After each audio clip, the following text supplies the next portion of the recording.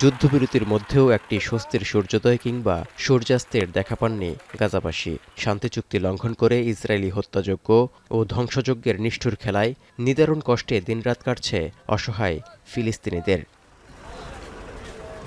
বাস্তুচ্যুত হওয়ায় থমকে গেছে গাজার আল-আকসা বিশ্ববিদ্যালয়ের প্রায় ৪০,০০০ শিক্ষার্থীর স্বপ্ন। তবে অস্তিত্বের প্রশ্নে কঠিন এই জীবনযুদ্ধে হার মানতে নারাজ অনেক শিক্ষার্থী। উচ্চশিক্ষায় শিক্ষিত হতে বিশ্ববিদ্যালয়টির ক্যাম্পাসে থাকা শত শত তাঁবুতে আশ্রয় নিচ্ছেন অনেক তরুণ তরুণী। তাদের একজন ২০ বছর বয়সী ছাত্রী আল সাইদি।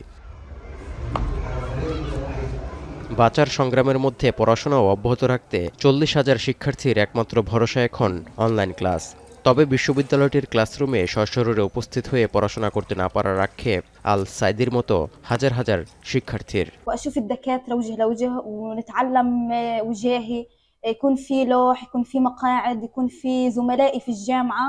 بس انا لما طلعت من رفح نازحه جيت على جامعه الاقصى كل شيء كان متغير। ইসরায়েলি আগ্রাসনের প্রভাবে স্বপ্নভঙ্গ, দুর্ভোগ ও করুণ বাস্তবতার মুখোমুখি গাজা উপত্যকার শিক্ষক শিক্ষার্থী সবাই। এমন পরিস্থিতিতে অনলাইনের মাধ্যমে শিক্ষার্থীদের পাঠদান কার্যক্রমে অনেক ঘাটতি থেকে যায় বলে মনে করছেন আল-আকসা বিশ্ববিদ্যালয়ের এই শিক্ষাগুরু।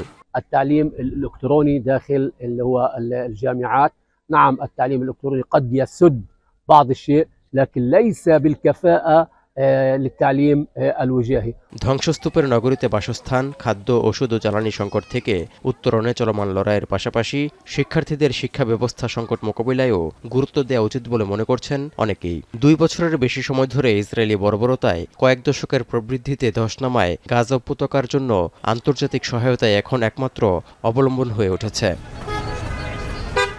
তৌহিদুর রহমান, এখন বিশ্ব।